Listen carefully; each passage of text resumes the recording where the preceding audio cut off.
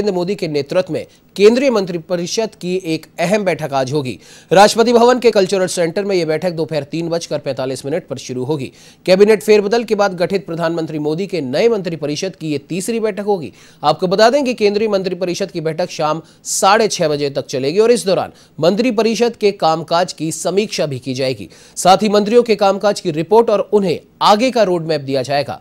राष्ट्रपति भवन में होने वाली यह बैठक काफी अहम मानी जा रही है। आमतौर पर केंद्रीय मंत्रिपरिषद की बैठक राष्ट्रपति भवन में आयोजित नहीं होती है, लेकिन इस बार यह मीटिंग राष्ट्रपति भवन के ऑडिटोरियम में आयोजित की जा रही है। पीएम मोदी की अध्यक्षता में होने वाली केंद्रीय मंत्रिपरिषद की बैठक में प्रधानमंत्री मंत्रियों से कोविड की सिचुएशन और उठाए जाने वाले कदमों पर बात कर सकते हैं। इससे पहले भी कई बार केंद्रीय मंत्रिपरिषद की बैठक में पीएम मोदी ने भीड़ भाड़ वाले स्थानों पर लोगों की तरफ से कोविड-19 के नियमों का पालन न करने पर चिंता जताते हुए कहा था कि लापरवाही के लिए कोई जगह नहीं होनी चाहिए और एक छोटी सी गलती के दूरगामी परिणाम हो सकते हैं, जिससे महामारी से लड़ाई कमजोर पड़ सकती है।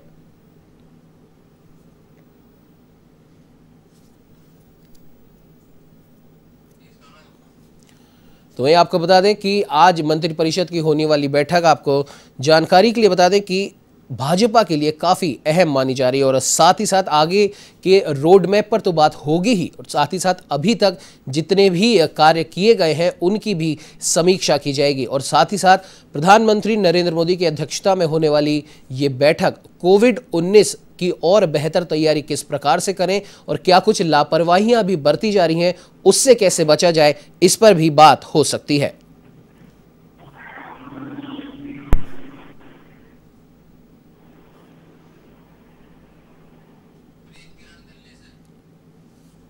तो वह इस खबर पर ज्यादा जानकारी के लिए हमारे साथ एवं संवाददाता प्रीत किरण फोन लाइन पर जुड़ चुकी है।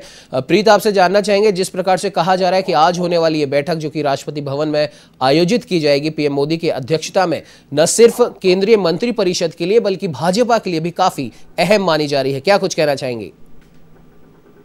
जी बिल्कुल, ये तीसरी बार इस तरीके की बैठक आयोजित की जा रही है।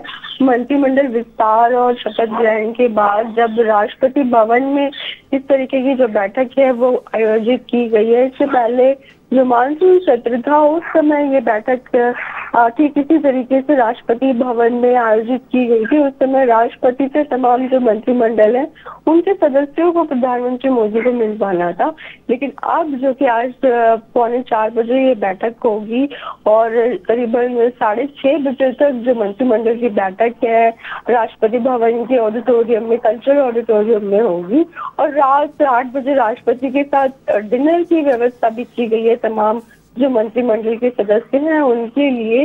तो ये कहीं ना कहीं जिस तरीके से पिछली बार कहा था प्रधानमंत्री मोदी ने कि अपने मंत्रालय से जुड़ी हुई जो भी चीजें हैं उन सभी मंत्रियों को उसकी जानकारी हासिल करनी है ताकि जब संसद का सत्र हो तो जवाबदेही में आसानी हो और सभी मंत्री जो संसदीय प्रश्न है उनकी तैयारी करके पहुंचे।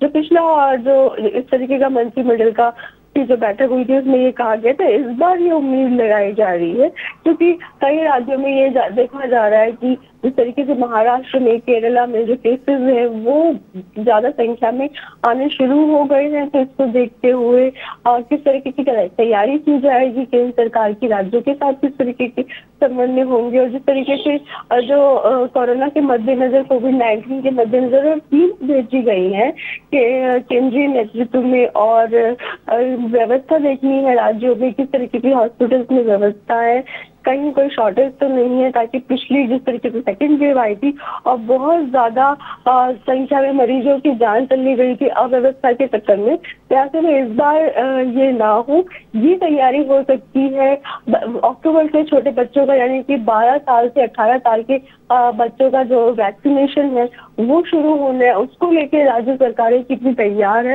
ये कहीं ना कहीं इसको लेके राष्ट्रपति और जो तमाम जो सदस्य होंगे मंत्रिमंडल के उनको कहीं ना कहीं किस तरीके से जवाब दिया जाएगा प्रधानमंत्री मोदी की ओर से और मंत्रिमंडल के सदस्यों को तैयार किया जाएगा, ये देखना होगा आज की बैठक में और क्या कुछ किया जाता है क्योंकि आने वाले दिनों में जो चुनाव भी है 5 राज्यों में, ऐसे में केंद्र सरकार उन चुनावों की किस तरीके से तैयारी तय करती है।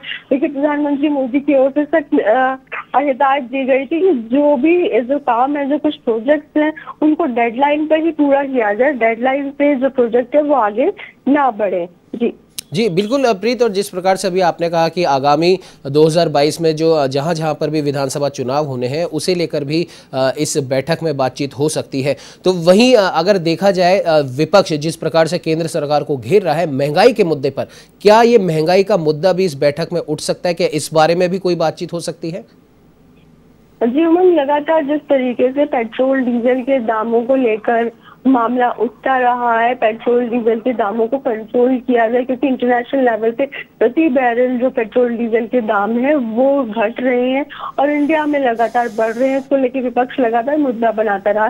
जो कच्चे तेल जो तेल है, खाद्य तेल, चाहे वो सरसों तेल की बात की जाए या अन्य जो तेल है, उनके दाम भी लगातार बढ़ रहे हैं। ऐसे में इसको भी मुद्दा बनाया जाता रहा है। 200 रुपए किलो जो सरसों का तेल है वो मार्केट में बिक रहा है। तो ऐसे में कहीं ना कहीं सरकार क्या कुछ तैयारी करेगी विपक्ष को समझाने के लिए, जिस तरीके से सुप्रीम कोर्ट में इस मामले में की जानकारी देने से केंद्र सरकार ने मना कर दिया और इसको लेकर कहीं ना कहीं काफी आलोचना झेलनी पड़ रही है। ऐसे में इन जो तमाम मुद्दे हैं जो विपक्ष की ओर से उठाए जा रहे हैं, खास तौर पे जो कृषि बिल है जिसका लगातार विरोध हो रहा है, तो कहीं ना कहीं क्या कुछ तैयारी है सरकार की, क्योंकि चुनाव भी है नजदीक। ऐसे में सरकार के मंत्रियों की तरफ से क्या कुछ जवाब दिया जाएगा और बीजेपी की क्या तैयारी होगी, केंद्र सरकार की कहीं ना कहीं मंत्रियों के द्वारा और केंद्र सरकार के द्वारा ही ये तय होगा। तो आज की ये जो अहम बैठक है और काफी लंबी ये बैठक चलने वाली है, तो इस दौरान क्या कुछ चर्चा की जाएगी, क्या कुछ तय होगा, ये देखना होगा। क्योंकि बैठक के बाद राष्ट्रपति के साथ तमाम जो मंत्रिमंडल के सदस्य हैं उनका डिनर भी है।